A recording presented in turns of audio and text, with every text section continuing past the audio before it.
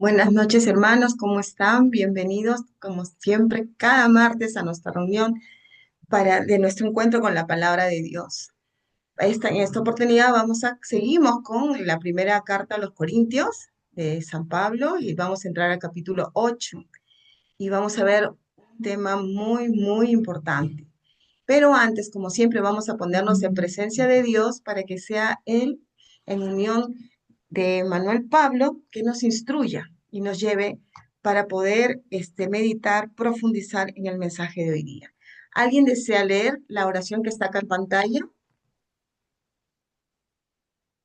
Yo puedo leerla. Adelante, adelante, Graciano.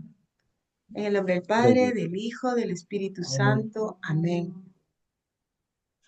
Bendito seas, Señor, porque quisiste que tu palabra viva y eterna se conservara por escrito en los libros sagrados del pueblo de Israel y de la iglesia primitiva.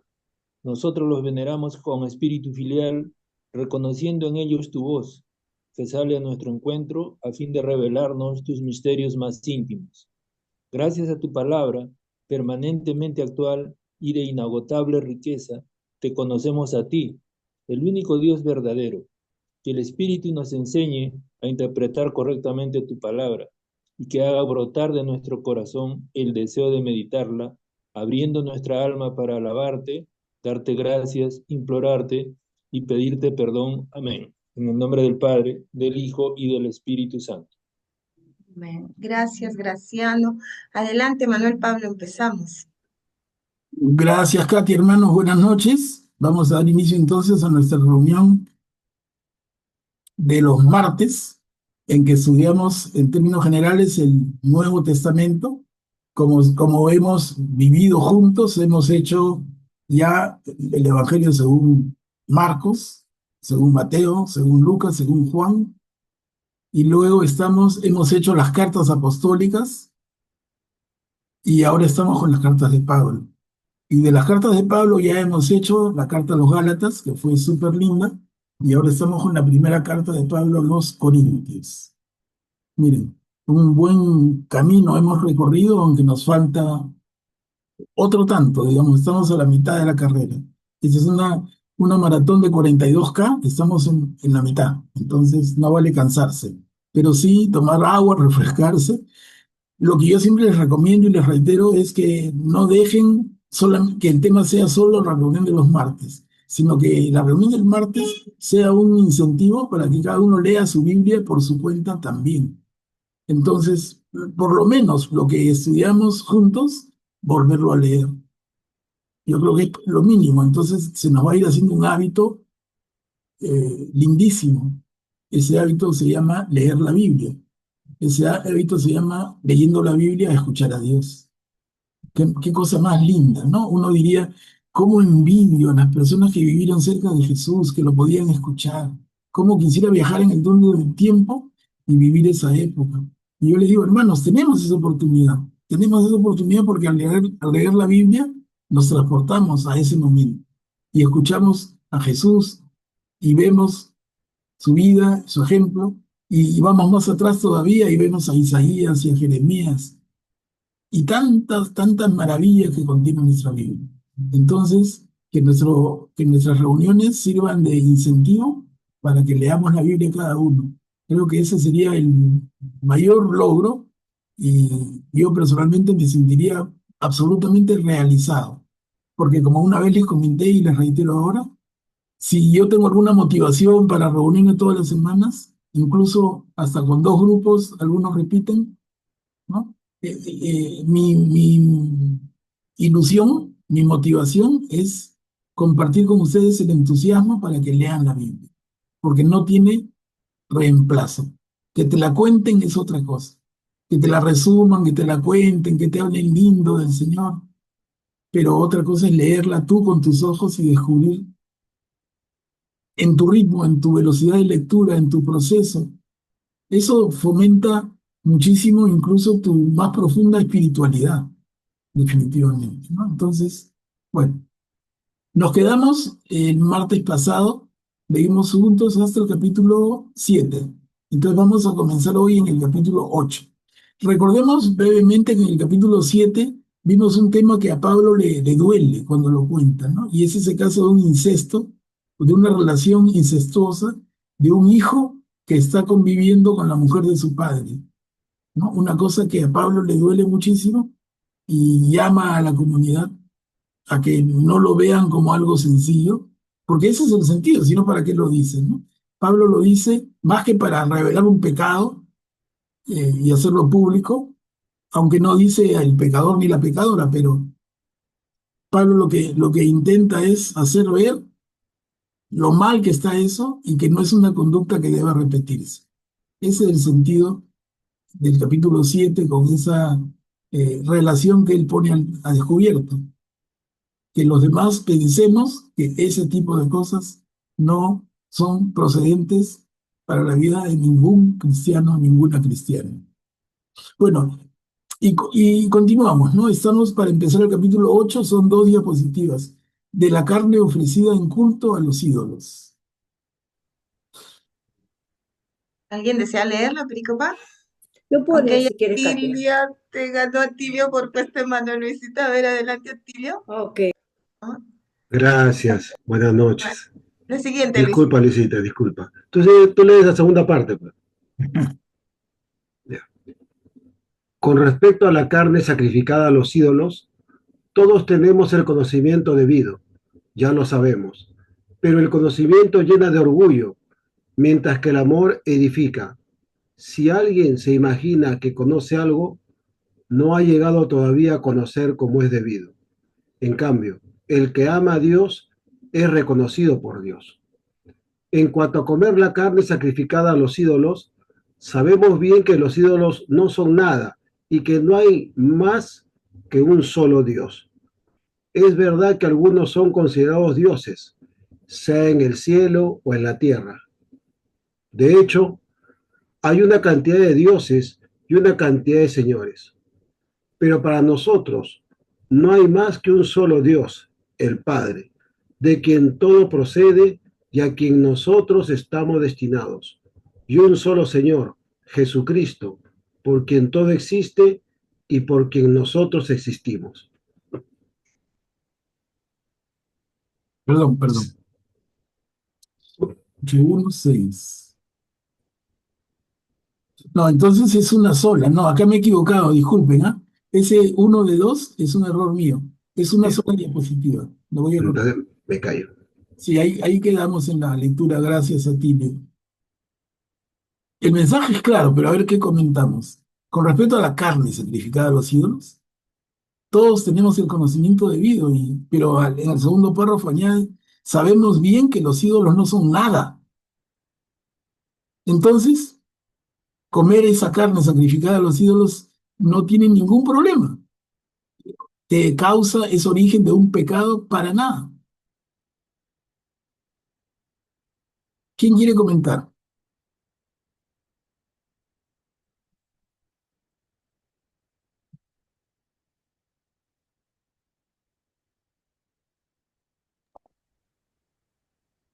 Ah, justo allí en el Evangelio se mencionaba que habían tres cosas que debían hacer los seguidores de Cristo, dichas por los apóstoles, que era de no comer carne sacrificada a los ídolos, la fornicación y un pecado más que ahorita no me acuerdo. No sé si recuerdan ustedes del Evangelio del domingo, perdón.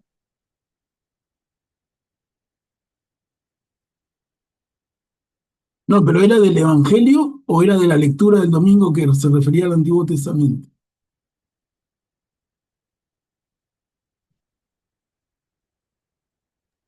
Me parece que era del Evangelio, de lo que los apóstoles debían pedido a los cristianos, eran tres cosas que no debían hacer, y una de ellas era de no comer carne sacrificada. Y realmente yo estoy de acuerdo con lo que está diciendo ahora Pablo, que los ídolos no son nada, entonces ¿cuál es el problema con comer la carne sacrificada? Mira, acá tengo mis lecturas de ayer domingo, un segundito y te escuché. Sí, de los Hechos de los Apóstoles. Claro, no es la lectura del Evangelio, es la, El 15, 15, 1, 2, 22, 29. sí, es la primera lectura de ayer, no ha sido del Evangelio, decía que es raro. No es del Evangelio, es del libro de los Hechos, el libro de los Hechos que escribe Lucas, ¿no? Habla de Pablo y Bernabé, suben a Jerusalén a consultar el tema de la circuncisión famosa. Ujú. Luego,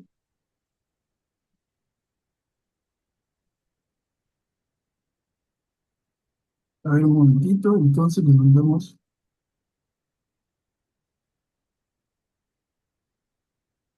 Claro, entonces se refiere aquí a qué requisito debe cumplir el hermano que es aceptado como seguidor de Jesús y que no necesariamente tiene que ser circuncidado, ni siquiera no tiene que ser circuncidado, para nada, ¿no? Entonces, ¿qué requisito le ponemos al pagano, al gentil, al no judío, que quiere seguir a Jesús para aceptarlo en la comunidad? Y menciona esto que ha mencionado Juliana. Y esas son lo que conocemos como las 7 leyes de Noé. Miren, de Noé, o sea, no hablamos ni siquiera de Moisés, de Noé, siglos antes de Moisés. Porque Moisés nos vienen los 10 mandamientos, con Noé nos quedan las 7 leyes. Y acá se resumen en ese pequeño texto, dice, no imponerles a los hermanos que quieran seguir a Jesús más carga que que se abstengan de carne sacrificada a los ídolos, de sangre, de animales estrangulados y de uniones ilegítimas. Sí, o sea, no es el Evangelio, pero sí está de todas maneras, está en la Biblia. Cuando dice sangre, ya lo habíamos visto antes, ¿se acuerdan? Cuando decimos sangre se refiere a no comer el animal con su sangre, porque el pueblo de Israel entendía que el animal con su sangre es un animal vivo, porque en la medida en que circula la sangre, el animal está vivo. Entonces, eso hace que en cumplimiento de este precepto que viene desde la época de Noé, aparece el concepto de la comida kosher, ¿no? Tienen mucho cuidado en el sacrificio del animalito, el que fuera, y cómo separan la sangre de la carne. ¿Justamente para qué? Para cumplir ese precepto de no comer el animal con su sangre. Ese es uno, por ejemplo. En ese sentido habla de no comer carne sacrificada a los ídolos. Leyes, Vale. leyes de Noé. Pero aquí estamos ya en el Nuevo Testamento y estamos con Pablo, y Pablo avanza mucho más. Y Pablo dice, toda la comida está permitida, ¿no? No hay comidas que no podamos comer. Lo que, si tú vas a la casa de un gentil y lo que te ponga en su mesa, cómelo. Lo que vende en el mercado, cómelo. No hay alimentos prohibidos. Y es uno de los factores de diferenciación del cristiano con el judío, ¿no? El cristiano se diferencia del judío, uno, en que el judío se circuncida, el cristiano, yo no me circuncido, me bautizo. Uno. Dos, el judío dice, yo tengo alimentos prohibidos, el cristiano dice, yo puedo comer todo. Tres, la celebración de la Pascua, ¿no? Que para el judío es el 14 de Nisan, el 14 de abril, y para el cristiano es una fecha que se mueve más o menos alrededor del 14 de abril, pero no es exactamente. ¿Para qué? Para diferenciarnos de los judíos. El equinoccio famoso que se calcula y todo un tema ahí con un astrólogo en el Vaticano, ¿no? Y entonces tenemos diferencias que el primer cristianismo establece, repito, para diferenciarnos del judaísmo. Entonces estamos en lo que hemos leído ayer en la misa, es un elemento que luego en la propia iglesia nos va a diferenciar.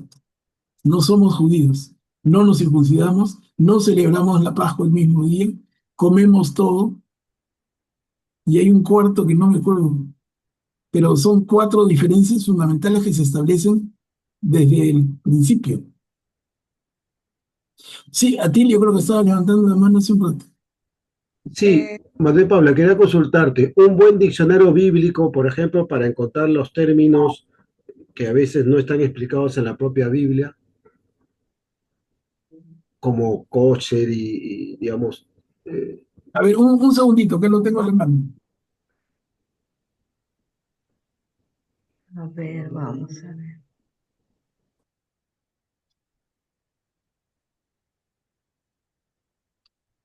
Hay que sacarle fotocopia a esa biblioteca.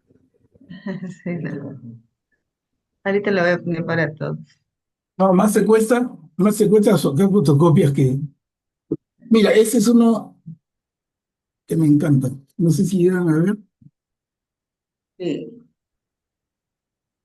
sí, sí la ven, ¿no? Luego les paso el nombre, pero se llama Vocabulario de Teología Bíblica y el autor es un famosísimo teólogo francés, Léon Dufour. Pero no es él solo, imagínense el trabajo que hay aquí. Hay un montón de personas que trabajan junto con el gran teólogo Léon Dufour en preparar este libro, ¿no? Vocabulario de Teología Bíblica, así como ese hay otros, pero ese es el más conocido, ¿Dónde lo compraste? en Paulinas.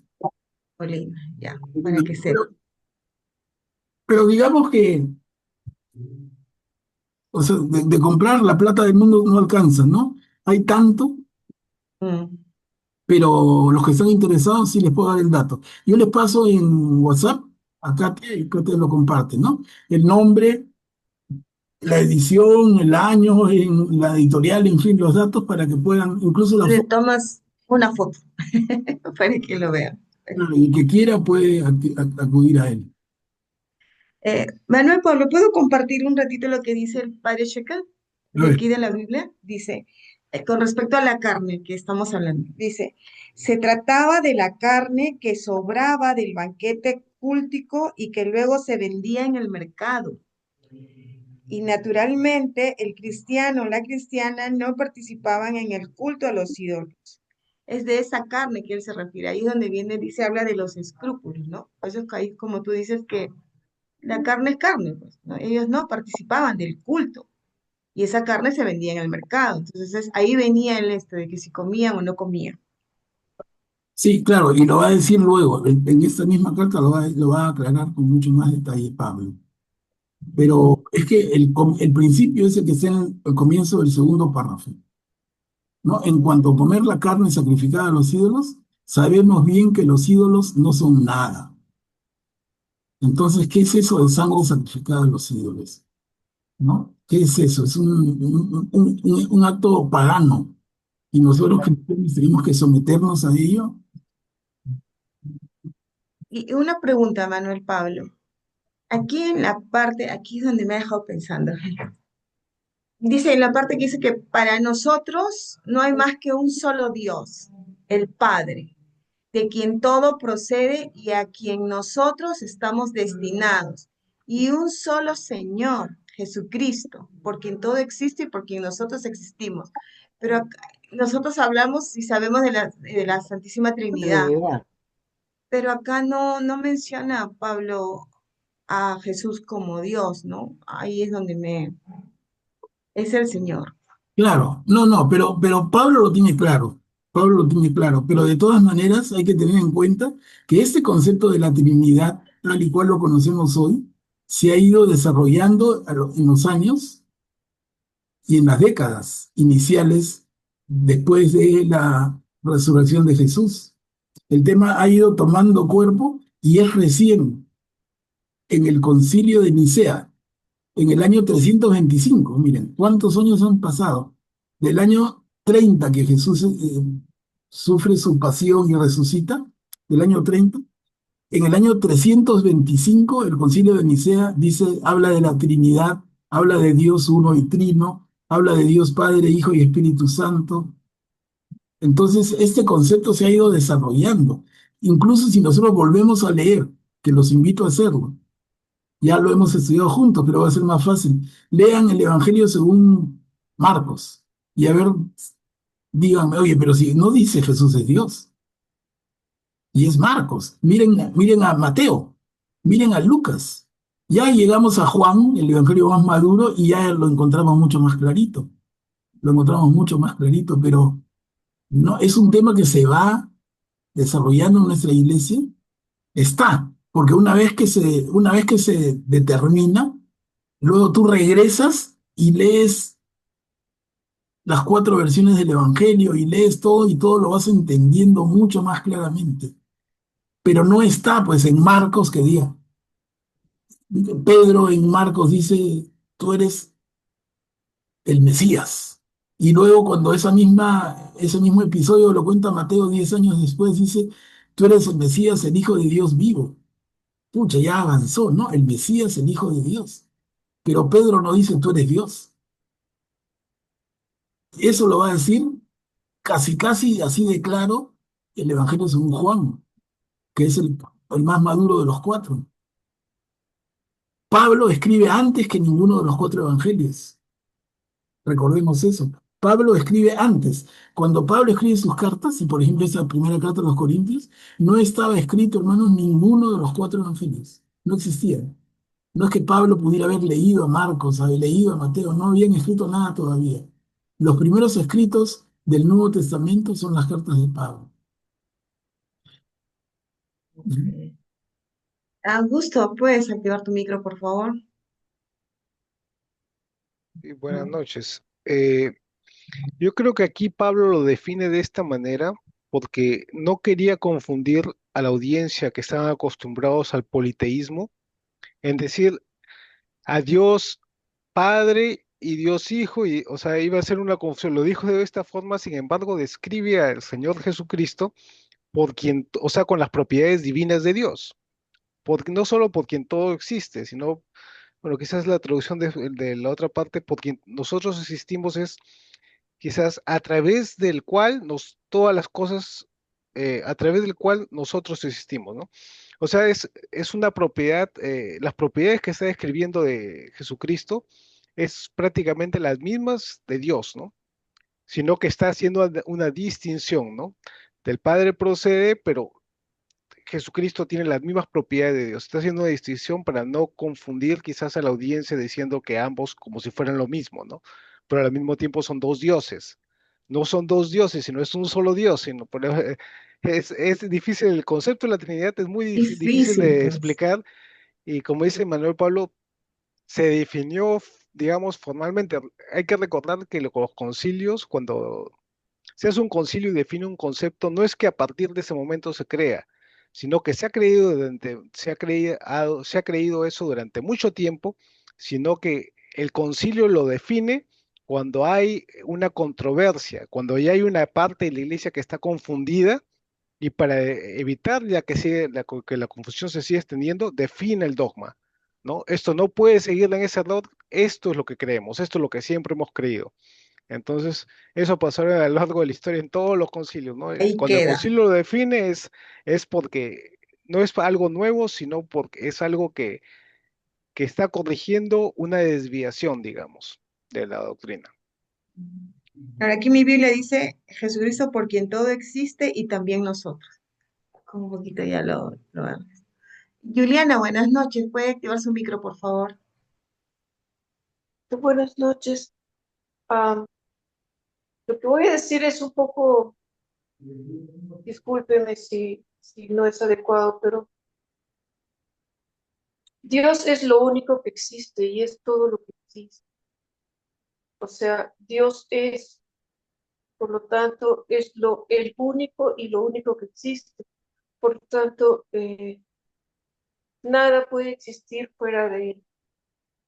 Nada existe que no sea Dios. Y Dios creó su creación a través de Jesucristo, que es el Verbo, es decir, a través de su palabra. Entonces, Jesucristo es el Verbo a través de, por todo fue creado, el universo entero. Pero el universo entero también es Dios. Sí, claro. Y estamos en fecha, miren, de recordar este tema, porque justo se acaba de celebrar hace poquitos días los 1700 años del Concilio de Nicea.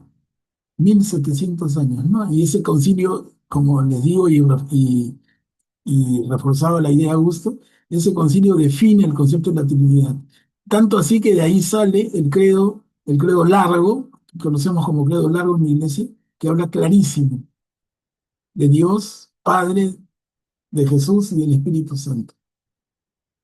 Y El tema nos llevaría toda la noche y eso, y todo el curso entero podría ser la Trinidad, ¿no? Cuando haces, bueno, en mi experiencia, cuando haces la maestría en teología, uno de los cursos principales se llama el misterio de Dios. Y el misterio de Dios trata de este tema, de la Trinidad. Ser uno y trino.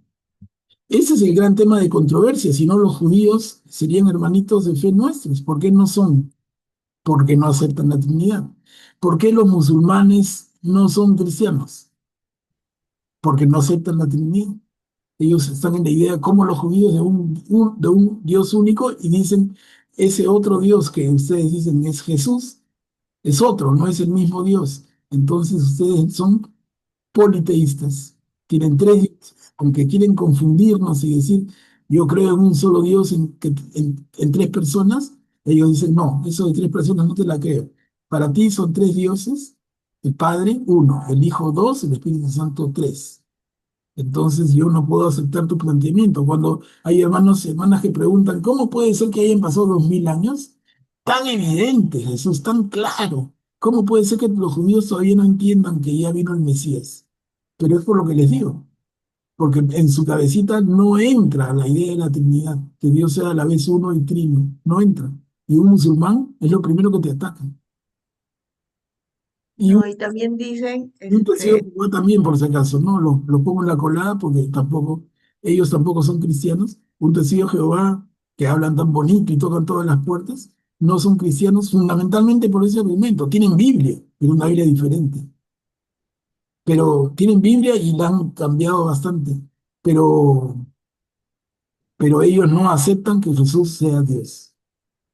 Para un testigo de Jehová, Jesús es una creación de Dios. no, y el mismo judío Manuel Pablo te dice, y haz caso a Jesús, él te dice, habla con el Padre, alaba al Padre.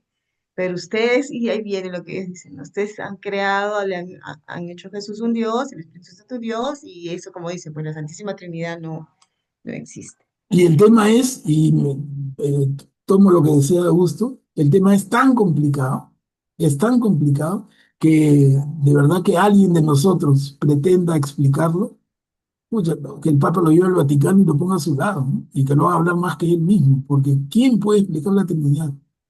Es un misterio, es un dogma que nosotros aceptamos como dogma de fe, es un misterio, que nosotros, en la medida en que más nos involucramos con él, lo sentimos, lo sentimos, pero explicarlo con palabras no dan, no dan. Nuestro pensamiento y nuestras palabras son demasiado limitadas para explicar ese misterio extraordinario. Que Dios sea a la vez uno y tres, uno y trino. Es una sola naturaleza en tres personas. Es un tema que les digo, ¿vale la pena pensarlo? Claro que sí. ¿Estamos en el momento? Sí. ¿Qué elemento tenemos a la mano? El credo largo, léanlo 1.000.000 de veces, despacito, y luego el catecismo, que en la primera parte de las cuatro en la que está dividido, la primera parte habla mucho de este tema, del misterio de Dios, de la Trinidad. Habla muchísimo. Y no es fácil, hay que leerlo una y dos y tres y 100 veces, poco a poco, pero vale la pena.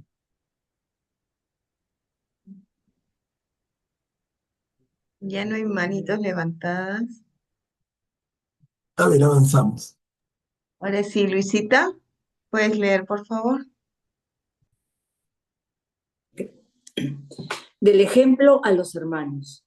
Sin embargo, no todos tienen este conocimiento. Algunos, habituados hasta hace poco a la idolatría, comen la carne sacrificada a los ídolos como si fuera sagrada, y su conciencia, que es débil, queda manchada. Ciertamente no es un alimento lo que no acerca a Dios. Ni por dejar de comer somos menos, ni por comer somos más. Pero tengan cuidado que el uso de esta libertad no sea ocasión de caída para el débil. Si alguien te ve a ti, ¿qué sabes cómo se debe obrar? Sentado a la mesa en un templo pagano, ¿no se sentirá autorizado, a causa de tu debilidad de su conciencia, a comer lo que ha sido sacrificado a los ídolos? Y así, tú, que tienes el debido conocimiento, haces perecer al débil, ese hermano por el que murió Cristo, pecando de esa manera contra sus hermanos e hiriendo su conciencia, que es débil, ustedes pecan contra Cristo.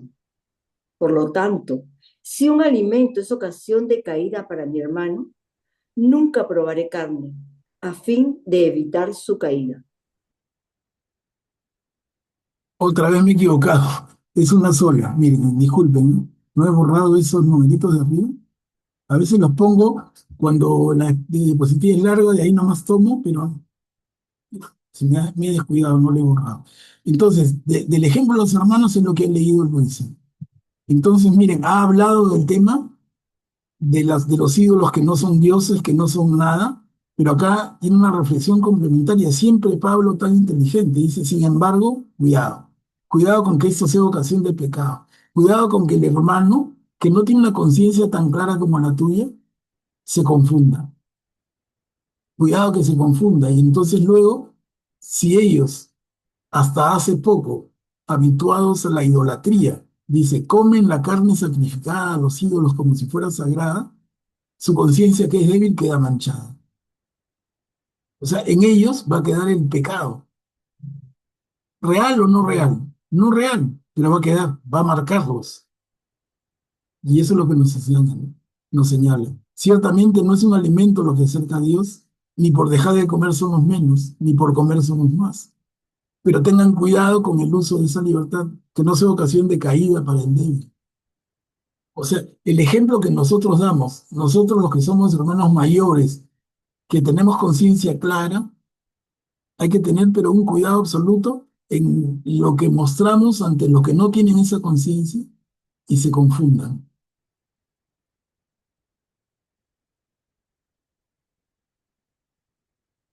A ver, no sé, Katia, si quieren comentar, el tema es bien interesante. No veo manitas, a ver.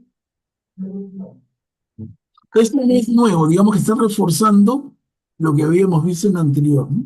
Está aclarando, porque una es actitud personal, pero otra es tu conducta en relación con lo que, con el ejemplo que des. Cuidado con que tu ejemplo confunda, porque en la confusión está el diablo. Uy, la gente se confunde y el diablo está de fiesta. Ese es el gran tema, hay que tener un cuidadazo con la confusión. Y contra la confusión, mucha claridad, mucha conciencia, mucho estar alertas, vigilantes, con el ojo abierto, ¿no? Entonces, Ya estoy confundida. A ver. O sea, mientras esto sea ocasión, o sea, los que recién, claro, ellos son paganos recién convertidos, ¿no? Que recién están, conociendo, informándose. Si para ellos esto es pecado porque todavía es como que hay escrúpulos, no lo hago hasta que ellos tengan una conciencia más, clara. Eso es así, ¿no? así es, no lo hagas delante de ellos, ¿no? No sea que tu conducta los confunda. La idea es no confundir, ni con hechos ni con palabras. Por eso yo también trato de tener cuidado y les digo, por favor, si algo que digo no queda claro, coméntenlo, lo aclaramos. Si es que me tengo que corregir, me corrijo, pero siempre en esa actitud de no originar confusión. Es lo peor que podemos lograr. Por eso también nosotros cuando damos testimonio de Jesús, no confundir. Y para no confundir hay que tener la mayor claridad posible. No hay que enrollarse mucho, no hay que afirmar cosas de las que no estamos seguros. Terminamos haciendo nuestra propia secta y es peligroso. Manuel Pablo, Graciano está levantando la mano. Adelante, Graciano, buenas noches. Gracias, buenas noches, hermano. Eh, Francamente, es sorprendente los escrúpulos que tiene Pablo, ¿no? Ni siquiera él, que es una persona, digamos, inspirada por Dios, trabaja o se desenvuelve con tanta confianza, sino tiene mucho cuidado este, en no perjudicar a los que todavía no tienen la formación que él tiene, ¿no? En alguna parte de sus escritos yo había leído que él indicaba que por más que él haya recibido la revelación de Dios directamente, él no tiene por qué sentirse superior a los demás. Y va en línea con esto, ¿no? Él tiene mucho cuidado manejar, digamos, adecuadamente todo lo que él conoce y el conocimiento y los dones que recibió de Dios. Gracias. Claro, Graciano, yo te pediría, por favor, que leas el último párrafo, esas tres líneas, pecando de esa manera. Pecando de esa manera contra sus hermanos e hiriendo su conciencia, que es débil. Ustedes pecan contra Cristo. Por lo tanto, si un alimento es ocasión de caída para mi hermano, nunca probaré carne a fin de evitar su caída. Mi- Así es, gracias, Graciano. Mira, como decía Graciano en su comentario anterior, hasta qué punto llega esto, ¿no? Si un alimento es ocasión de caída para mi hermano, entonces no probaré carne. Si una conducta mía, ya no hablando de comer carne, comer otra cosa, comportarme de una u otra manera. Si mi conducta, si mi comportamiento, si mis hábitos son ocasión de caída para mi hermano, entonces los evito. Los evito por ese amor que siento por mi hermano. Yo no quiero que él se pierda, yo no quiero que él caiga. Entonces estoy dispuesto a sacrificarme yo, aunque sepa que no es problema, y no entrar en la controversia porque el ejemplo entra por los ojos y la gente se va sin decirte nada, quizá. Es un tema bien profundo y de gran implicación, incluso en la iglesia de hoy, incluso en la conducta nuestra en la iglesia de hoy. Guillermo, puedes activar tu micro, por favor. Gracias, Katia. Manuel Pablo, para mí lo esencial está en el párrafo central. Yo creo que esta perícopa de lo que trata en el fondo es del ejemplo que tenemos que dar, porque como alguna vez mencioné antes, la palabra lo convence a uno, pero el ejemplo lo arrastra. Entonces, con la palabra convencemos, pero con la manera como actuamos, jalamos más gente que convenciendo con palabras. Porque aquí dice textualmente, dice, si alguien te ve a ti, o sea, ve tu actuar, y a continuación, entre comas, aclara quién eres tú, que sabes cómo se debe obrar, ¿no? O sea, te dice claramente, tú estás formado y sabes qué cosa es lo que debes hacer. Y sabiendo qué cosa es lo que debes hacer, si alguien te ve a ti y luego continúa sentado a la mesa en un templo pagano, ¿no? Entonces puedes ocasionar mucho perjuicio. Por eso es tan importante que al final él dice, por lo tanto, si un alimento es ocasión de caída, nunca probaré carne, ¿no? Siempre y cuando, como tú lo remarcaste, no estemos siendo vistos por los demás. Gracias. Bien, bien, bien. Augusto, puedes activar tu micro, por favor. Hay una frase que dice, la persona honrada no solo debe serla, sino parecerlo, ¿no? Y esto es prácticamente lo que está diciendo Pablo, ¿no? Eh, Quizás sea más fácil llevar este ejemplo a la actualidad, ¿no? ¿Qué pasaría si ustedes vieran a su sacerdote, están pasando y lo ven adentro de un templo satánico, conversando ahí con el ministro satanista, ahí adentro del templo?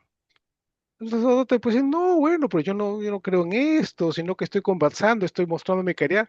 Pero claro, uno lo ve, se escandaliza, ¿no? Y lo comenta a todo el mundo, mira cómo se mete un templo satánico, está conversando con el tipo adentro del templo, ¿no?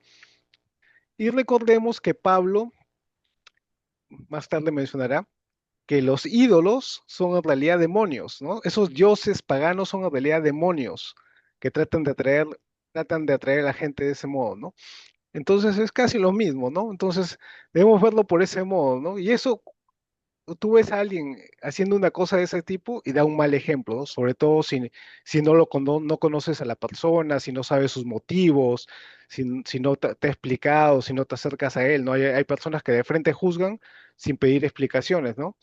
Y no es prudente por parte no sería prudente por parte de Pablo, ni prudente por parte de un presbítero, si hace eso, ¿no? Obviamente, por obvias razones, no debe ni siquiera, quizás afuera del templo, si quiere conversar con él, bueno, en fin, tratar de evangelizarlo, tratar de conocerle a esa persona porque es satánica, pero adentro de su templo satánico sería un total despropósito, ¿no? Que daría mal ejemplo y haría caerla a muchos, ¿no?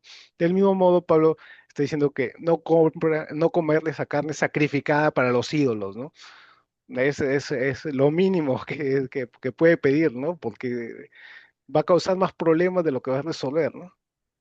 Claro, claro, Uso. Y así como el ejemplo que tú pones, se podría mencionar otro, entre muchos, ¿no? Pero imaginemos que nuestro cura amigo, el cura de nuestra parroquia, lo vemos tomando cerveza, ¿no? En un grupo con un grupo de amigos que de repente la circunstancia puede ser otra. El padre pasaba y hacía calor y el padre, una cervecita, el padre ha tomado un vasito que no es ningún daño, pero el padre tiene un cuidado porque le provoca la cervecita y no se la toma por esa imagen que pueda proyectar y decir, mira, si el cura toma, yo pues me emborracho, ¿no? Ya tengo licencia, ¿no? ¿Qué me va a decir? ¿Qué me va a decir que no tome cuando yo lo he visto tomar?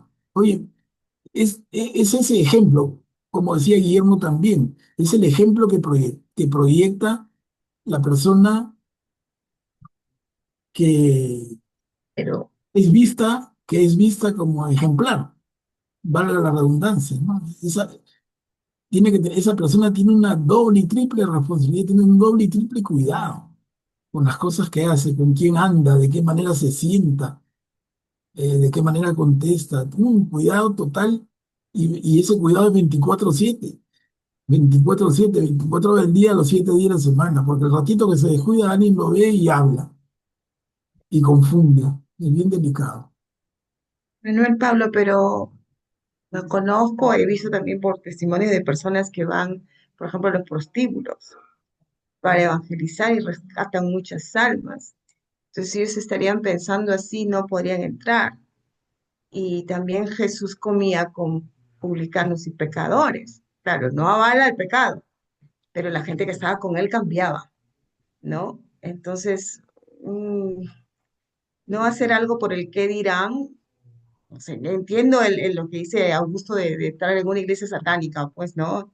Eso sí, pero no sé, me he quedado así con esto pensando. Pero quizás ir a predicarla fuera del prostíbulo, pero no meterte dentro del cuarto con la mujer, ¿no? A No, predicarla no ahí del sería una cuarto, imprudencia, ¿no?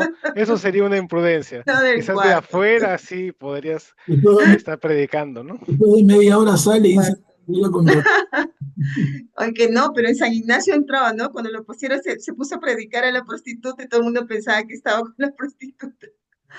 Pero sí, sí, no Así, lo digo por esto. es bien delicado. Atilio, Atilio, ¿puedes activar tu micro, por favor? A ver, yo con respecto a esto, yo había notado acá, entonces, o sea, alimento, Pablo se refiere a ejemplo y acción nuestra. Y justamente yendo al último comentario y recordando lo que decía Jesús, no es, no hagamos impuro lo que entra al cuerpo, sino lo que sale de nuestro corazón. Entonces, si el sacerdote entra al prostíbulo, por ejemplo, ¿por qué vamos a pensar que va a entrar a hacer uso de los servicios? ¿Por qué no pensar bien? Lo que pasa es que creo que nuestro mundo hace que pensemos así. Es cuando, por ejemplo, no recuerdo exactamente desde cuándo los sacerdotes ya comenzaron a vestir con ropa de civil, llamémosla así, ¿no? Con, ya no usaban su, ¿cómo se llama? El cuellito. Cleriman. Ya, no usaban su atuendo Su en todas sotana partes. antes. Comenzaban a salir con camisa y todo. Entonces, yo he escuchado muchas personas, bueno, de la época de mi mamá, que decían, ay, ¿cómo se viste así? Que todo, ¿no? O sea, hablaban mal del sacerdote, ¿no? Porque ya vestía de una manera no sacerdotal, digamos así, ¿no? Entonces, yo creo que, yo me acuerdo que siempre decía mi mamá, pero ¿por qué piensas mal, no? O sea, hablas de Cristo, del amor y todo, y hablas mal, piensas mal de esto, ¿no? Entonces, ahí creo que es creo entender lo que Pablo dice, ¿no? O sea, no podemos comportarnos mal, ni tampoco pensar mal de aquellos que, siendo hermanos, hacen bien, ¿no? Creo yo. Claro, Tilio, pero mira, el tema no va tanto por la persona como tú que tiene una conciencia clara, más bien está diciendo bien clarito Pablo, que va a aquellos que tienen la conciencia débil, que se confunden, pero tú no te vas a confundir. Tú podrías decir, no, el curita que sale del prostíbulo, sale de haber catequizado y ha convertido a tres. Y eso lo puedes pensar tú, pero el de conciencia débil que va a decir, el cura viene a vacilarse acá, es un pecador como yo. ¿Qué ejemplo es? Entonces a eso es más bien el tema. Cuidado con el ejemplo que transmites al débil, no al que tiene las cosas claras, seguramente te va a entender y no te va a entender. Entiendo. Pero el que tiene la conciencia débil, el que tiene una formación todavía, eh, eh, una formación todavía en proceso, no muy clara, no muy firme, esa persona puede pagar pato. Pero, Ceci, perdón, disculpa. María Teresa, primero Ceci, luego tú, ¿sí? Porque ella levantó la mano primera. Adelante, Ceci. Gracias, Katy. Buenas noches. Mire, justo quería hacer una acotación al respecto. Cuando yo soy de Arequipa y cuando estaba en el colegio, recuerdo mucho que había un sacerdote que estaba a cargo de una capillita del centro de Arequipa, el padre Anthony, americano.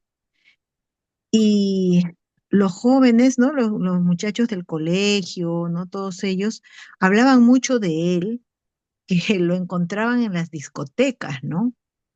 Él iba a las discotecas y estaba con los jóvenes, pero no era que iba a compartir con ellos el mundo de la discoteca, sino un poco como para eh, encandilar al joven, ¿no? Sacarlo de tal vez de ese camino que algunos podrían desviarse, qué sé yo. Y era muy querido entre la juventud, muy, muy querido porque su carisma supo llegar, ¿no? A la juventud y usar eso para catequizar, pues, ¿no? Para hacer su apostolado, ¿no? Y pues, lo recuerdo con esa imagen, ¿no? De que era un padre que se iba a la discoteca y iba con su cosita blanca del cuello, que no me acuerdo el nombre, también acaban de decirlo, pero ya me olvidé. Clérigo, Es- ¿Cómo? clérigo. Merino, ya. Bueno, iba con todo y eso, y entraba a la discoteca y bueno, los muchachos incluso hasta le ofrecían licor y él, bueno, aceptaba un vaso por ahí nada más, pero no era tampoco de que hablaban de que el padre se excedía en copas y salía con ellos. No, no, no, no, no. Entendían bien de que él iba como que a conducirlos, ¿no? Un poco, esa era su misión, me imagino yo, y tuvo ese carisma tan lindo, ¿no? Y después no supimos dónde, no, creo que se enfermó y bueno, lo mandaron a Inglaterra porque él era inglés. Claro. Gracias, Bien, Ceci. María María. Teresa. Ahora Buenas sí. noches, buenas Ajá. noches con todos. Yo pienso como la hermana también, no necesariamente dónde pueden hacer su labor algunos pastores que están decididos a intentar un cambio con las personas que están, si nosotros andamos confundidos, peor la gente que está a veces queriendo y no queriendo, obligadas a hacer ciertas cosas que realmente demandan una fuerza interna impresionante, ¿no? Liberarlas o intentar ayudarlas, creo que es más importante que estar comentando si el padre sale del lugar A o del lugar B, ¿no? O sea, nunca vamos a estar todos contentos. Así el padre no entre al lugar o a la cárcel o al B si se pone el cuello, si se saca el cuello, igualito es con las monjas, ¿no?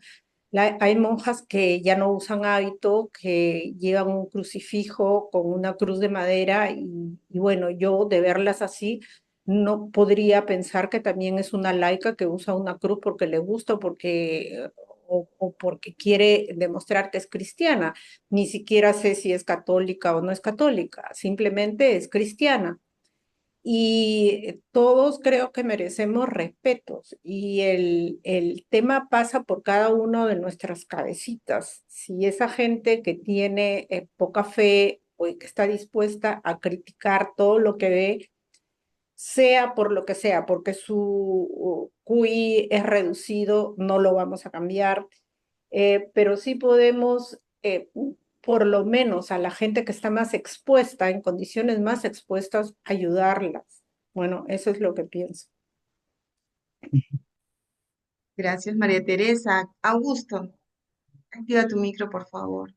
Aquí hay que recordar lo que Pablo solamente está prohibiendo ciertas cosas, ¿no? La carne, sacrificar a los ídolos, no está diciendo que uno no debe ir a predicar a gente que impura ni nada de eso, porque en su tiempo también de Pablo había de todo, ¿no? De todo lo como hay ahora también había en su tiempo, ¿no? Está solamente, digamos, descartando esto en específico, ¿no? Por eso no debemos tampoco llevarlo al extremo de que ahora ponernos en nuestra realidad que el sacerdote pues nada más tendría que estar dentro de su parroquia, ¿no? Adentro de la iglesia. No es así, ¿no? Es lo que está diciendo Pablo. Pero en cuanto a la sotana, porque antes el clergyman había sotana, los sacerdotes usaban sotana. Yo sí defiendo eso de todas maneras. Yo recuerdo, les voy a hacer recordar la anécdota de San Francisco de Asís, cuando le decía a su hermano, ¿no? Y si, hermano, vamos a predicar. Y se iban por todo el pueblo, dieron la vuelta a todo el pueblo y regresaron. Dice, pero Francesco, ¿qué pasa? ¿Por qué no hemos, todavía no predicamos? Dice, no, hermano, ya predicamos. Al salir solo con la sotana, que la gente te vea, que estás dedicado a Dios, ahí mira, ahí pasa el padre. Ahora, a veces los sacerdotes pasan, nadie sabe que es sacerdote o si es de lejos, salvo que lo conozcan y le vean la cara, ¿no? Es una forma de predicar, es una forma de ver que alguien se ha consagrado a Dios y dedica su vida a eso, ¿no? Yo, yo sí, yo sí, si tuviera la posibilidad de decirle a alguien, yo de todas maneras, si ya se lo he dicho a algunos sacerdotes, utilicen su sotana, ¿no? Es una forma, es un hábito precioso y que enseña mucho, ¿no? A veces nos vamos todo por lo interior, pero lo exterior la iglesia, desde sus principios, ha hecho que lo exterior represente lo interior. Por eso es que las iglesias son pintadas, por eso es que hay imágenes, porque es una forma de expresar. Nosotros no solo somos espíritus, somos cuerpo y espíritu, y ambos tienen que estar conectados. Ese es el catolicismo, la conexión entre cuerpo y alma, ¿no? Tiene que haber una conexión directa entre eso y tiene que mostrarlo. Bueno. Ujú. Miren, el tema da para bastante, pero yo me refiero solamente al subtítulo que le hemos puesto a la perícopa, del ejemplo a los hermanos. Creo que eso resume bien el sentido de nuestro diálogo en este momento. Tener cuidado con el ejemplo que se da, porque el ejemplo enseña más que mil palabras. Y se dice también del padre con el hijo, de la madre con el hijo, ¿no? Oye, ¿para qué te gastas la saliva hablándole tanto si él te va a hacer otra cosa? Lo que tú haces es lo que él aprende, no lo que tú le dices, que al final es una prédica farisea, ¿no? No, el niño aprende por tus actos, por tu ejemplo. En una oficina, en una empresa también. El jefe es fundamental en la medida en que es un verdadero líder y enseña con el ejemplo. Y acá Pablo nos habla también de enseñar con el ejemplo. Los cristianos más maduros en la fe, enseñar con el ejemplo. Ese es un poco el tema de fondo. Lo demás ya son matices que de repente tendemos a exagerar. Pero tener conciencia clara de esto. Enseñamos con el ejemplo. Seamos conscientes de eso. No es solamente qué lindo hablas, no, sobre todo cómo actúas.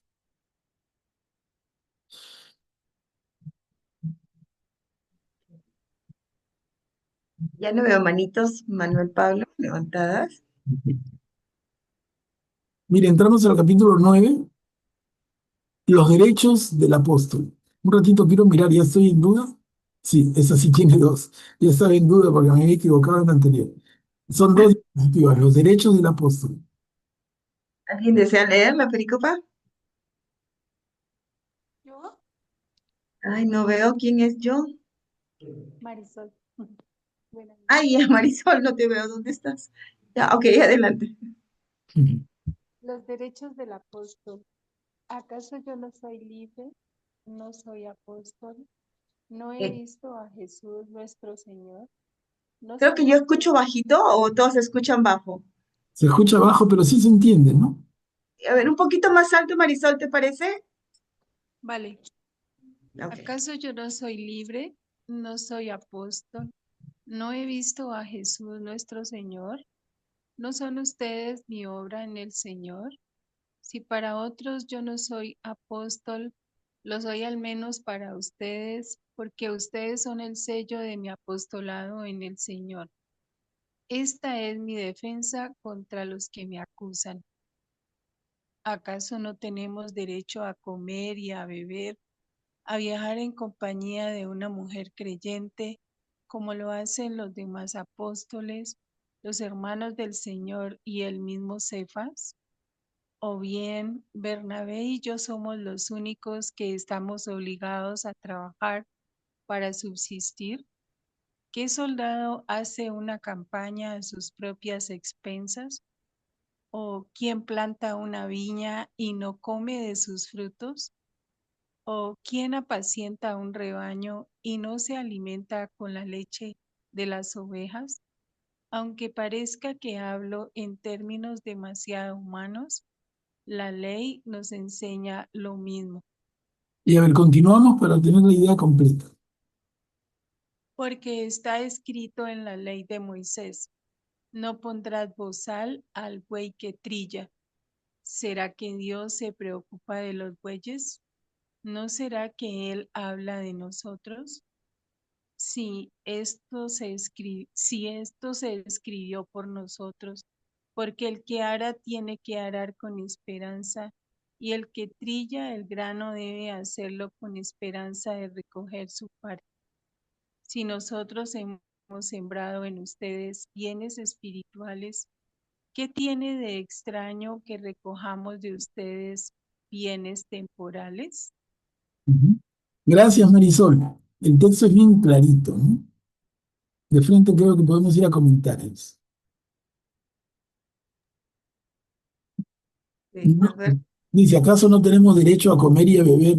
Miren, a viajar en compañía de una mujer creyente, como lo hacen los demás apóstoles, los hermanos del Señor y el mismo Cefas, el mismo Pedro. O sea, miren, es un tema otra vez delicado.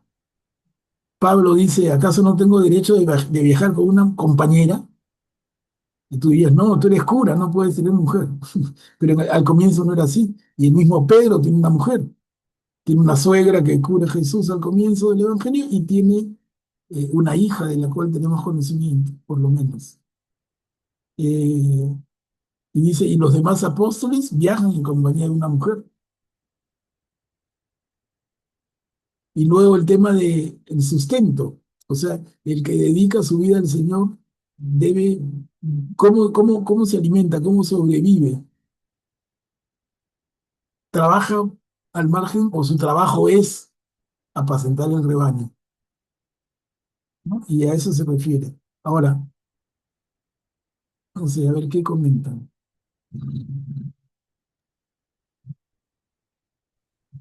Ay, Atilio, puedes activar tu micro. Bueno, disculpe que me refiero un poco a mi trabajo, bueno, al trabajo que hacía en la Armada, ¿no? Pero yo le diría a Pablito, vente a esta época para que veas cómo la Policía Nacional del Perú sale con sus propias balas, compra sus propios uniformes para salir a hacer su trabajo. Y me hace recordar cómo, en mi caso, también tenía que subsistir buscando la comida para mi gente cuando salía a patrullaje. Estoy hablando de la época de los 80, al principio de los 90, ¿no? Pero es terrible, o sea, yo creo que esta parte se lo voy a hacer leer a mis amigos, a mis compañeros que son almirantes, para que entiendan lo importante que es que a ese apóstol, que es el marinero, el soldado, que lleva la patria a todos los rincones del país, va para hacer patria, ¿no? Igual el espíritu que Pablo aquí nos dice transmitirlo a los demás. Realmente esta frase o esta parte me viene a la mente eso, ¿no? Eso quería decir.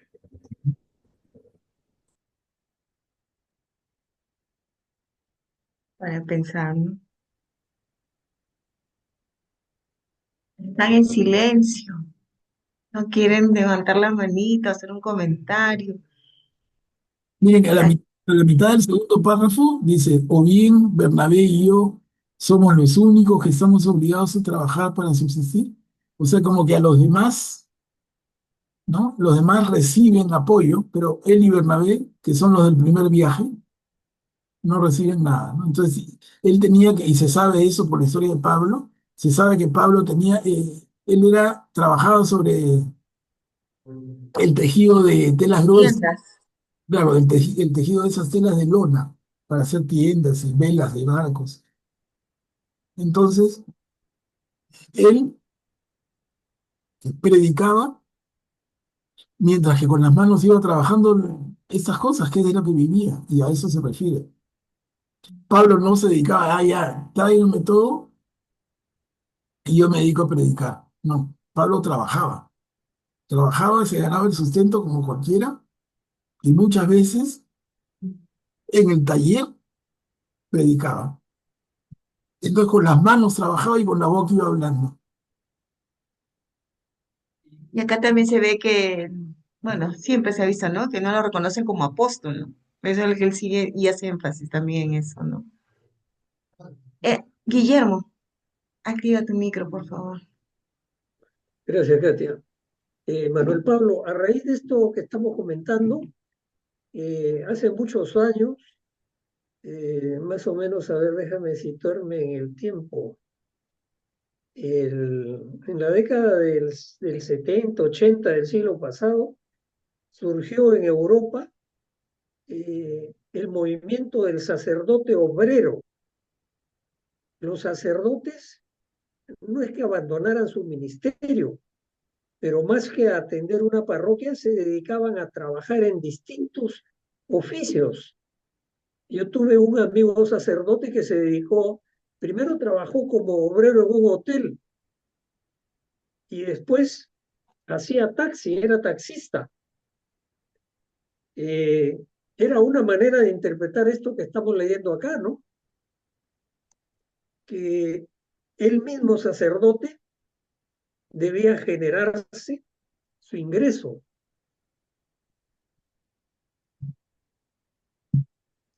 Claro, y es algo que Pablo afirma que él vive, pero no el resto, como se ve también ahora.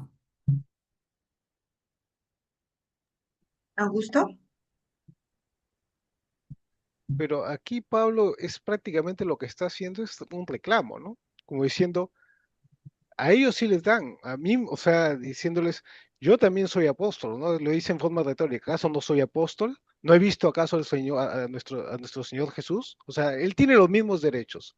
Que Él trabaje y todo, no quiere, o sea, porque Él trabaje no quiere decir que Él tenga menos derechos. Y si algún día se le ocurre no trabajar, tendría que recibir los mismos beneficios que reciben los demás apóstoles, ¿no?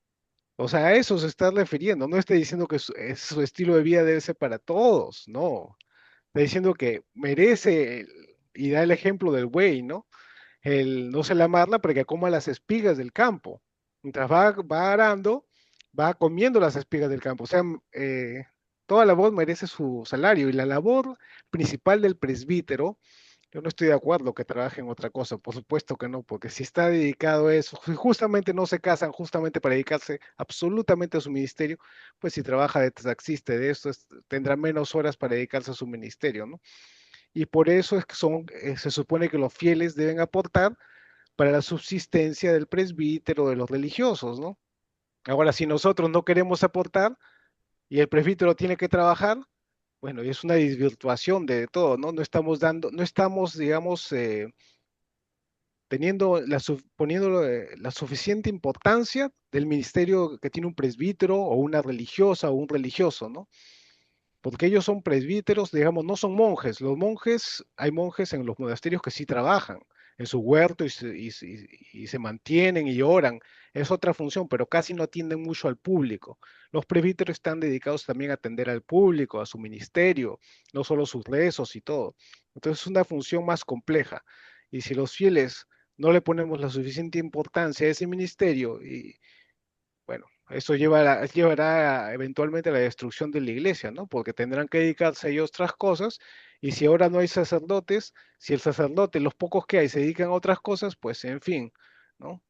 Por eso es la importancia de que el católico, que antes daba el diezmo, y ahora da, pues, sencillo, ya nos hemos pasado al otro extremo, ¿no? De darle el diezmo nos pasamos a dar un sol, y como si con lo poquito que damos va a subsistir toda la parroquia, iban a pagar a la sacristana o al sacristán iban a pagar a todos los empleados, no, pues nos fuimos al otro extremo. Yo creo que hemos pasado de un extremo a otro, ¿no? Ojalá que en algún momento la iglesia se centre un poquito. Ujú, buen punto. El Señor equilibria, provee. Hay muchos que sí. Profesor, Eso me daba risa cuando un sacerdote vino y dijo que no suene la bolsa, pero te está diciendo que metas billetes, no que no metas moneditas. Cuchi, adelante, por favor, activa tu micro. Muchas gracias.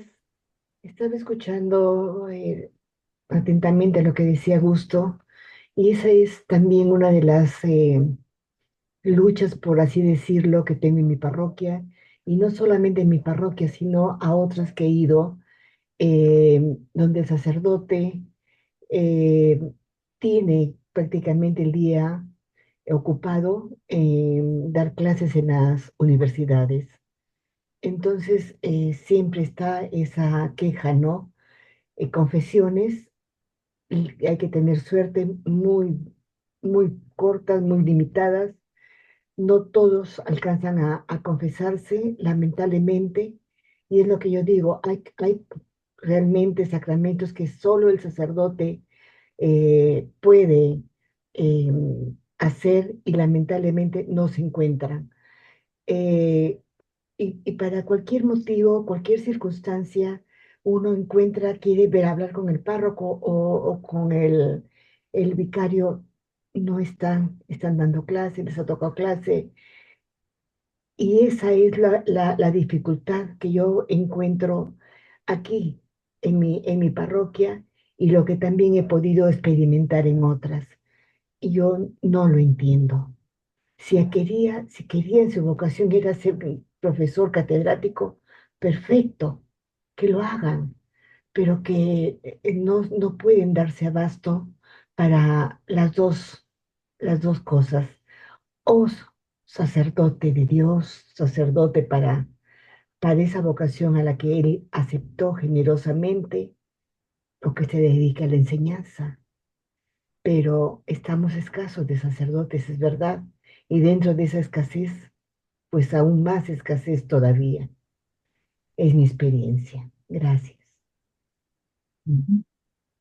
Escuchi. María Teresa, puedes activar tu micrófono. Sí, yo creo que sobre todo aquí en Perú, el tema de lo que estamos tratando es bastante delicado.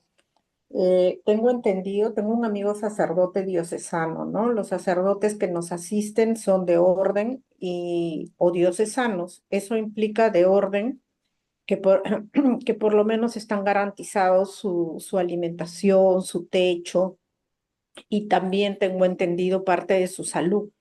Pero en los sacerdotes diocesanos, ellos no reciben ninguna compensación por nada, solo lo que contribuimos nosotros los fieles, digamos, de la iglesia, que ya tienen bastante problema, y ellos no tienen seguro social. O sea, ahora tienen el SIS, que es bueno, pero no ha sido de toda la vida. En consecuencia tienen SIS, pero no tienen renta. Como no tienen renta, algún día van a ser mayores, igual que todos nosotros, y su seguridad está totalmente en el aire. Hay muchos realmente totalmente desamparados, ¿no? Y eso también es un motivo de crítica de otras religiones, la iglesia A, la iglesia B y qué sé yo. Eso no es el tema ahora, pero es difícil que un sacerdote en el tiempo de ahora, estando como estamos, a pesar de que hay muy pocos dedicados, puedan realmente hasta poner en riesgo su propia vida para seguir con sus funciones. Y si bien es cierto lo que ha dicho también la compañera, que están dando clases, que están igual las monjitas, ¿no? Varias monjitas están dando clases, uno no encuentra el tema de las confesiones, incluso las misas acá donde yo vivo cada vez hay menos y se vuelve un problema la parte de asistencia religiosa y está unido también a la subsistencia, ¿no? Entonces, por lo menos el caso que yo sé directo en Alemania, los sacerdotes reciben un sueldo, tienen una jubilación y tienen seguro social. Entonces, sus necesidades están aseguradas, ¿no? Pero acá nuestro esquema es totalmente distinto. Entonces, me parece que tenemos que también trabajar para eso, ¿no? No solamente el tema del diezmo. En Alemania tiene uno que pagar impuestos por la religión. Hay dos reconocidas, la protestante y la católica. Y si yo declaro en mi documento que soy católico, tengo que pagar impuestos. Y esos impuestos van al mantenimiento de los sacerdotes y de la iglesia católica, así como de la protestante. Entonces hay un sistema que los hace dedicarse a tiempo completo a tratar de hacer mejor sus funciones, que los ampara. Pero nosotros no tenemos ningún sistema para ellos y cada vez con las crisis económicas y todo, es más difícil todo el tema, ¿no? Cómo solventar el mantenimiento de las iglesias, que son grandes, que es realmente exigente, y el personal que se necesita de apoyo, ¿no? Gracias, María Teresa. Atilio, por favor, puedes activar tu micro. Sí, yo quería hacer justamente esa consulta y sobre todo, si en algún momento, no sé, con la ayuda de Manuel Pablo, entender cómo funciona aquí la iglesia católica, porque yo también recuerdo que uno de los párrocos allá en Huacho, donde yo he vivido, eh, era profesor de religión, hasta el obispo a veces daba clases de religión, claro, pocas, porque por su labor de obispo, pero también él daba clases. Entonces, ¿cómo es que vive la Iglesia Católica en el Perú y en el mundo, ¿no? Porque he escuchado antes de que falleciera el Papa Francisco que se decía, bueno, ha habido noticias de la televisión alemana, yo escuché que un reportaje de que la iglesia tenía dinero hasta 5 años para poder subsistir o ver sus gastos, me parece, ¿no? No sé, sería bueno saberlo, porque muchas personas desconocemos eso, ¿no? Es decir, cómo es que subsiste la iglesia en general y las parroquias, de manera que he escuchado comentarios de personas que dicen, tanta kermés, tanta colecta, ¿dónde se va la plata? Bueno, ahora uno se entera cuando está ya más cerca a la comunidad parroquial, que es la situación difícil. Entonces, quizás sería bueno saberlo para nosotros poder difundir eso también, ¿no? Claro, es un tema para investigar. Yo mismo no me atrevo a dar una respuesta precisa. Nada. Más, Pero mira, perdón, mira, Manuel Pablo, de lo que dice Atilio, por ejemplo, ahí cuando he estado de visita ahí en Estados Unidos y voy a una parroquia, ellos tienen como especie de, no puedo decir boletín, tipo así revista, donde atrás ponen ellos como su estado financiero, pone ingresos, tal, egresos, se gastó en esto, y eso la feligresía lo recoge, y lee. Entonces sí sé a dónde va, sí sé y aportan, ¿no? Es lo que viene a ser voluntario, lo que decía, perdón, Augusto, del diezmo, ¿no? Que había antes, algunos diezman, otros no. Pero también recuerdo haber escuchado en la historia de la iglesia con el padre Aste, que él explicó la diferencia entre el diocesano y el de orden, ¿no? El religioso. Claro, como dice María Teresa, el religioso, pues ellos viven en comunidad. Todo lo que ingresa es para la comunidad y se reparten entre ellos y bueno, y hay labores, ¿no? El diocesano, dijo el padre, de que pueden dar clases, como hay talleres o como dice el caso Atilio, profesor, y eso es un ingreso que él puede tener como un estipendio, porque de esa manera puede cubrir sus movilidades, sus servicios, porque claro, a veces uno dice, pues, ¿y de dónde saca el padre? El padre tiene que visitar, tiene que moverse para ir a llevarle los sacramentos, ¿no? La unción o hacer muchas cosas, pero que sí está permitido para ellos hacer esto. Ahora hay padres pues que te dicen, no, yo no cobro estipendio, yo vengo por esto, pero hay otros que dicen, bueno, es para usted, y ahí uno tiene que decirle bien claro, ¿es para usted o es para la parroquia? Eso se me quedó del padre Asti que explicó, ¿no? De la diferencia bien clara entre ellos dos. Sí es cierto, no tienen seguro y por eso es también que ellos pues ahorran, ¿no? Eso es lo que sabemos. Sí, Luisita, puedes activar tu micro, por favor. Está apagado, ahora Ya, sí. sí, sí. Bueno, sí, tienes razón, Katia, en Estados Unidos es cierto. Todos aportan atrás en ese boletín, te dicen cuáles fueron los egresos, los ingresos, y incluso a mí, yo vivía allá y me mandaban un sobre a mi casa con mi dirección, etcétera, y con cuánto iba a apoyar cuando no pasaban el cepillo limosnero. Realmente ahí sí, sí apoyan y hay recursos. En Navidad ponían libros muy interesantes en inglés o castellano para regalar a la comunidad. Pero bueno, por eso uno veía y todos, bueno, te mandan el sobre a tu casa, definitivamente lo traen, ¿verdad? Entonces sí, allá se apoyan. Yo acá, la gente, moneditas de 20 céntimos, a veces que es una vergüenza realmente. Y sí se ve la monedita de 20 cuando recolecta. Y otra parte también para decirles, si nos están viendo, ¿no? A veces nosotros también decimos, no, tanta kermés, como dijo Atilio, tanto esto, ¿dónde va? Y recuerdo, ¿no, Atilio o Luisita, cuando se tuvo que arreglar el techo de la parroquia, se tuvo que hacer la misa afuera, en el estacionamiento.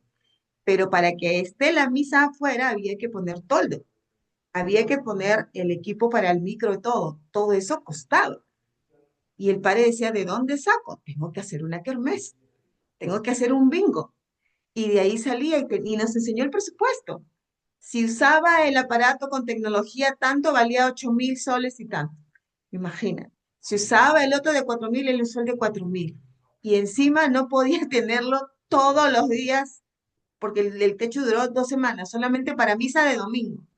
El resto lo usaba con su parlantito, que esos parlantes que vemos, y su micro en una alita donde está la Virgen, en ese ladito, y todos nosotros sentaditos en nuestra sillita de blanca, ¿no? Entonces el padre dice, todo eso cuesta, pero sin embargo, claro, pero es que la gente pues piensa que, no sé, pues piensa en grande, que lo que ves acá cae del cielo, no, no, no es así. Y uno tiene que ayudarlos, ¿no? También, ¿no? Pues dice, a veces uno tiene que ver, mira a tu sacerdote, acércate, háblale, pregúntale cómo está, convérsale, porque él también tiene que sentir esa gratitud, no solamente del plano monetario, también ver que su feligresía se preocupa por él. Hay algunos que no tienen ni quienes cocinen y después de trabajar tienen que cocinar, porque tienen que alimentarse y vienen cansados, ¿no? Y eso es su vocación y lo hacen por amor. Ellos no están esperando el dinero a cambio, ¿no? Ese sería, como dice Manuel, ¿no? En el Evangelio, el pastor asalariado. Y ellos dicen, no. Y la gente responde, ¿ah? La gente responde, es muy buena. Es lo que nosotros vemos aquí en la parroquia, ¿no? Es gente que creo, como nos dice el padre, creo que todos somos madres de los padres. Y queremos, los apapachamos, los cuidamos. Y porque se siente bien, el cansancio es genuino y se ve, pero muchos no, pues no ven esa parte. Guillermo, puedes activar tu micro, por favor. Gracias, Katia. Eh, es un tema que, como dijo Manuel al comienzo, podríamos pasarnos la sesión entera y nos quedaría corto el tiempo todavía para hablar de esto, ¿no? De experiencias personales, etcétera. Pero no debemos dejar de lado que el sacerdote es un ser humano como nosotros, que se diferencia únicamente en que él ha decidido servir a Dios a través del servicio al prójimo. El clero es regular cuando son religiosos y secular cuando son diocesanos. Entonces, como dijeron también, los que pertenecen al clero regular, como se dice, no tienen tanta urgencia de ver por su propia subsistencia, porque la orden o la congregación se ocupa. Y hay congregaciones dedicadas a la educación, que son maestros por excelencia, y tienen colegios y generan sus ingresos.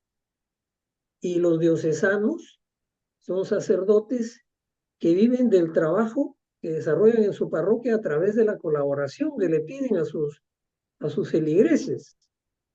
Por eso, las dos últimas líneas de esta segunda perícopa son bien claras, creo. Si nosotros, se refiere Pablo a los apóstoles, hemos sembrado en ustedes, pueblo de Dios, bienes espirituales, ¿qué tiene de extraño que recojamos de ustedes bienes temporales? Más claro ni el agua, me parece a mí, ¿no?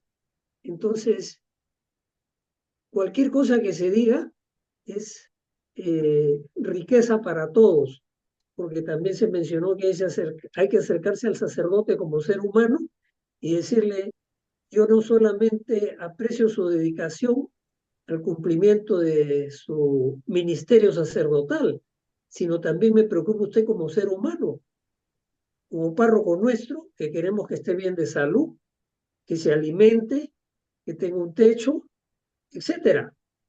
¿Por qué? Porque como ser humano tiene las mismas necesidades que tenemos nosotros, exactamente las mismas, no es diferente.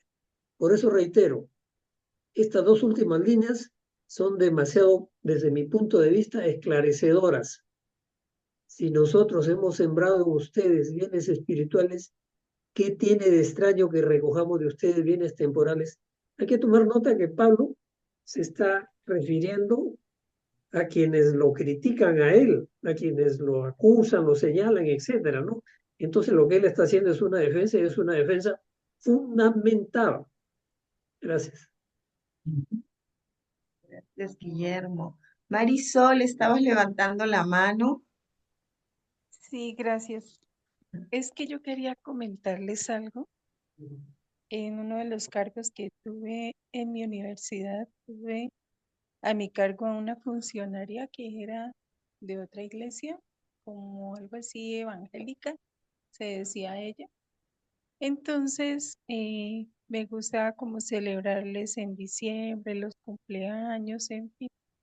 Y en diciembre todos pasábamos a un salón grande y ella no participaba. Entonces a mí me llamó la atención y me dio pesar de verla que ella se quedó sola adelante en los cubículos. Entonces yo me fui hasta allá y le dije, vamos un rato para acá y vamos a comer pastel. Estábamos celebrando un poquito antes del 24. Entonces ella me contestó que ella no comía de ese pastel porque ella no celebraba ese cumpleaños de ese nacimiento de Jesús y bueno, me dijo un poco de cosas. Entonces me senté al lado de ella y nos pusimos a conversar un ratico ahí, llegamos al cuento del diezmo.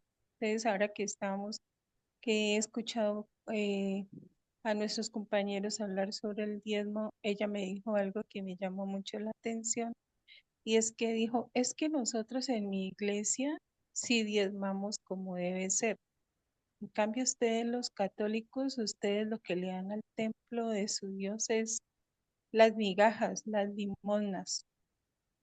Y pues a veces me llama la atención porque de verdad que eso sucede así, ¿no? Uno acá en mi iglesia cuando recibe la ofrenda son moneditas. Son muy pocos los que a veces son generosos, aunque pues tampoco no debería decir como esto así porque uno no sabe la situación de cada persona. Pero a mí también me llena de mucha tristeza ver que las parroquias cómo subsisten o cómo atienden todos los gastos que se requieren si no tienen unos presupuestos y los sacerdotes no tienen unos salarios, las monjitas tampoco. A mí me da pesar porque, por ejemplo, hay una monjita que tiene una artrosis tremenda que los pies ya, ella no los camina así asentando la planta, sino que es por un lado, ¿no? Entonces me ponía a pensar, ¿y la madre cómo hará para su salud? En fin, em, a veces pues uno como que no se pone a pensar o como que no hace un poco suyo estas situaciones que en realidad uno debería tenerlas en cuenta y tratar de colaborar en la medida de las posibilidades de cada persona. Eso quería decir. Ujú. Claro. Bien, súper interesante las intervenciones en este tema que es bien delicado. Miren, y nos está ganando la hora. Vamos a ver si es que... Vamos a leer esto. Miren, es una diapositiva que complementa perfectamente lo que hemos estado conversando. Los que anuncian el Evangelio, que vivan de él. Pues la voy a leer, Manuel. Si otros tienen este derecho sobre ustedes, ¿no lo tenemos nosotros con más razón? Sin embargo, nunca hemos hecho uso de él. Por el contrario, lo hemos soportado todo para no poner obstáculo a la buena noticia de Cristo. ¿No saben ustedes que los ministros del culto viven del culto y que aquellos que sirven al altar participan del altar? De la misma manera, el Señor ordenó a los que anuncian el Evangelio que vivan del Evangelio. A pesar de todo, no he usado de ninguno de estos derechos. Y no les digo esto para aprovecharme ahora de ellos. Antes preferiría morir. No, nadie podrá privarme de este motivo de gloria. Si anuncio el Evangelio, no lo hago para gloriarme. Al contrario, es para mí una necesidad imperiosa. Ay de mí si no predicar el Evangelio. Si yo realizara esta tarea por iniciativa propia, merecería ser recompensado. Pero si lo hago por necesidad, quiere decir que se me ha confiado una misión. ¿Cuál es entonces mi recompensa? Predicar gratuitamente la buena noticia, renunciando al derecho que esa buena noticia me confiere. Y gracias, Katia. Está clarísimo el concepto de Pablo. Es una posición y una decisión de él. Dice al final, ¿cuál es mi recompensa? Predicar gratuitamente la buena noticia, renunciando al derecho que esa buena noticia me confiere. Es una decisión de él, pero no tiene que ser la del resto. Creo que redondea muy bien todo lo que hemos estado conversando. Bueno, acá ya cambió un poquito. Acá nos podemos quedar entonces ese punto, Corintios 9:18. Hasta ahí llegamos hoy día.